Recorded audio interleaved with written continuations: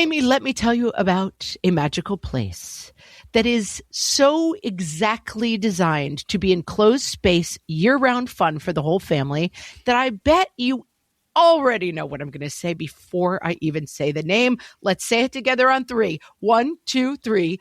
Great Wolf Lodge. You got it, Amy. My kids loved Great Wolf Lodge when we went. You probably already know that it has a huge indoor water park with a wave pool, lazy river, a bunch of massive water slides. But then your pack can hit the other attractions because, wait, there's more. Great Wolf Lodge has adventure-packed attractions like Magi Quest, a live-action game kids can play throughout the lodge, plus the Northern Lights Arcade. Spent some quality time there, so your kid who loves the lazy river and your kid who loves fantasy games will both have a great time. Great Wolf Lodge also offers great dining options and complimentary daily events like nightly dance parties, all under one roof. Unpack the car once and you're settled in to have fun. And with 22 lodges across the country, you're always a short drive away from adventure.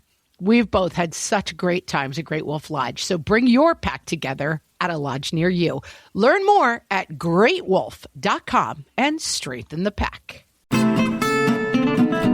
Welcome to Ask Amy from What Fresh Hell Laughing in the Face of Motherhood, solving your parenting dilemmas one question at a time. This week's question is more of a mailbag, but it gives me a chance to revisit one of my very favorite parenting tips that has worked so well in my own life.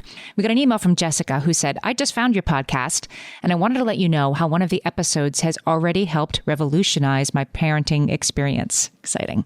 3 days ago, Jessica says, I listened to your episode entitled Yelling Less and it gave me the key I needed to change everything. I have a 2.5-year-old and he is high energy, adventurous, and a habitual line stepper.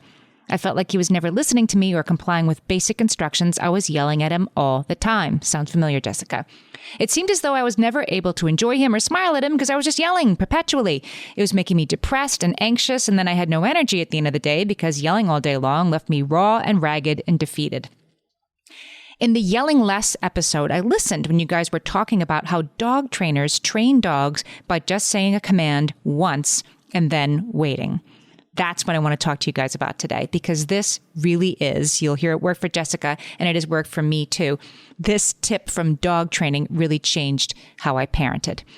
Never repeat a cue twice is one of the basic tenets of dog training. And every rule has exceptions, of course, but this is a really good one to remember. And here's why. I'm going to quote here from dog trainer Adrienne Ferricelli. I'll put the link in the show notes.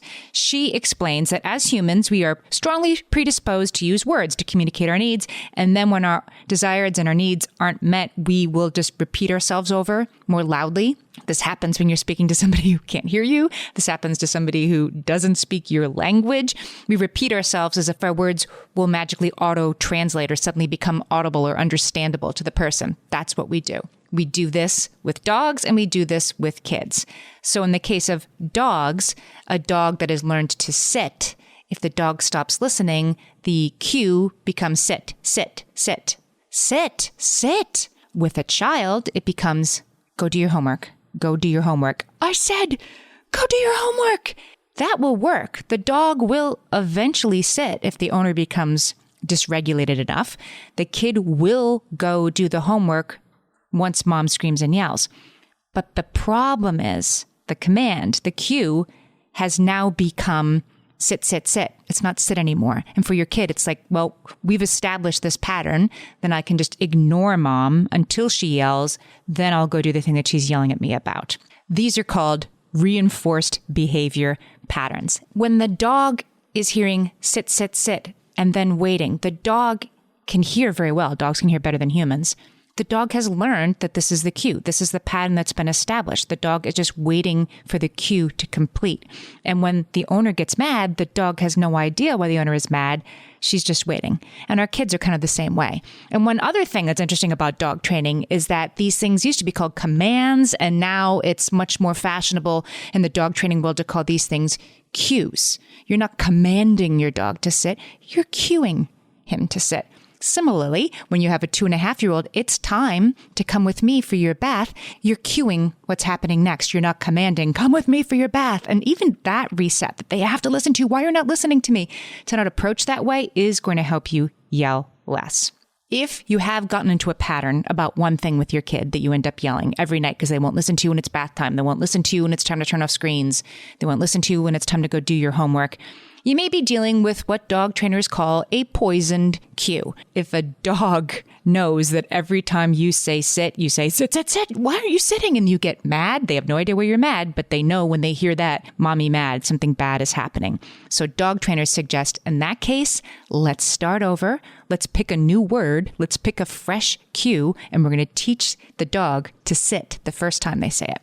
This is something you could consider for yourself too. If there's something that's really become a power struggle in your house, how you ask can change, but the words that you're actually using might need a refresh so that it feels different to both of you.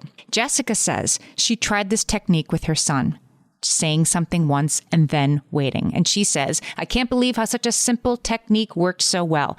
Jessica says she learned a couple of important lessons. Number one, I can trust my toddler. He does hear me when I speak calmly and quietly, even if the response is not immediate. Such a good point. If you get Instagram reels of really smart dogs like I do, because I love smart dogs, when they press the button and say, go outside, the dog always waits a really long time before answering. You have to allow time for your dog or your toddler or your teenager to respond. Asking them to jump at your command is not really what you need. What you need is the kid to get in the bath without you yelling. So if they take 10 or 15 seconds to get themselves off the couch and come over to you, that's okay. They're still responding the first time. Jessica says she's also learned patience, that she needs to give her kid a moment to comply with a request. He needs a moment to process what she's asking or saying, but then when he understands, he does what she asks. And if he does act with obstinacy, Jessica says, my escalation is to a firmer tone and perhaps a quick consequence instead of full-on ballistic.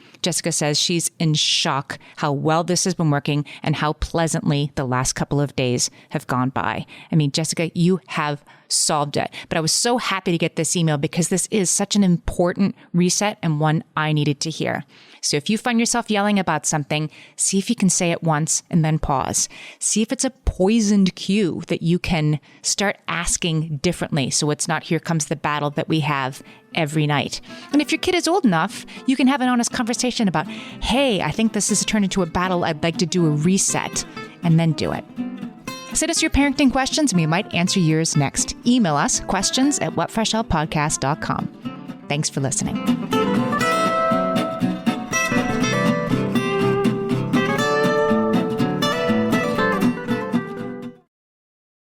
Stitch Fix. Shopping is hard. Let's talk about it. I don't have time to shop for clothes. I have to buy everything in 3 sizes to find one that fits. They know me at the post office. Workout wear is my only wear. Stitch Fix makes shopping easy. Just show your size, style, and budget, and your stylist sends personalized looks right to your door. No subscription required, plus free shipping and returns.